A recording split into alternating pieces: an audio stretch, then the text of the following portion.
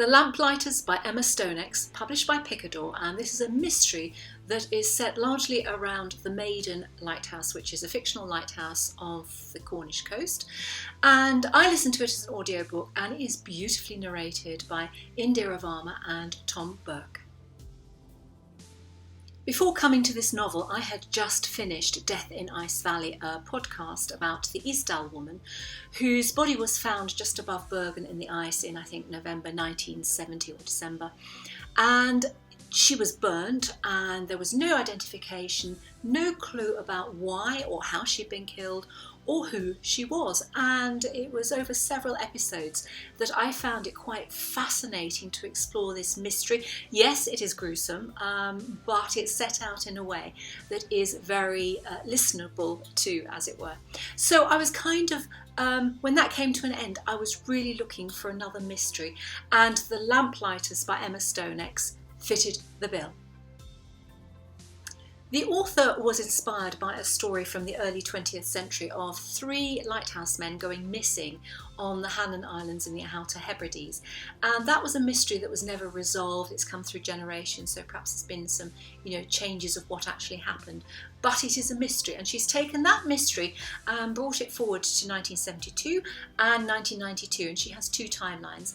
And the story of the 3 men on the lighthouse is set in 1972, whilst their families are on the mainland. So this is a rugged piece of rock with a very tall 100-foot lighthouse that has to withstand all kinds of gales, weathers, seas, and this is not a job for the faint-hearted. So she describes life on the lighthouse, and I know it certainly wouldn't be for me, but it's very narrow.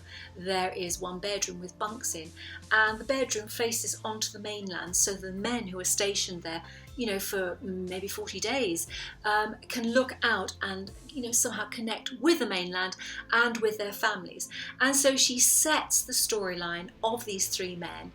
And then we come forward to 1992, when a novelist has decided he wants to look into what happened to their disappearance, because one Christmas, 1972, they just all vanished, and the mystery was never solved at the time.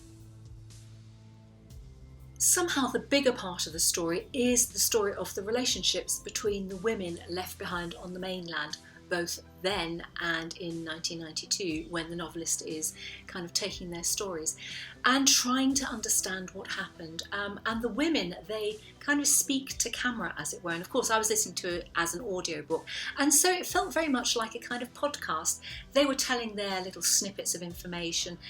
We'd go from one to the other and hear how they interconnected, what the little issues were for them, the bigger issues, a little bit about their backstory, and somehow that all comes together as a separate story around the fate of the missing men.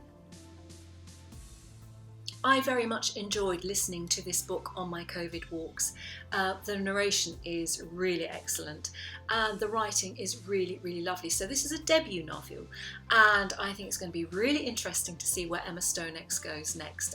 It's a very elegant piece of writing.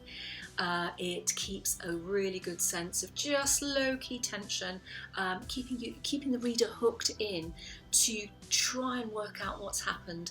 And there are a few small twists and turns, but generally there is this lighthouse with the pounding waves, and that is kind of like the backdrop for this sad, redemptive story as it unfolds. So The Lamplighters by Emma Stonex is certainly one to watch, and I highly recommend it.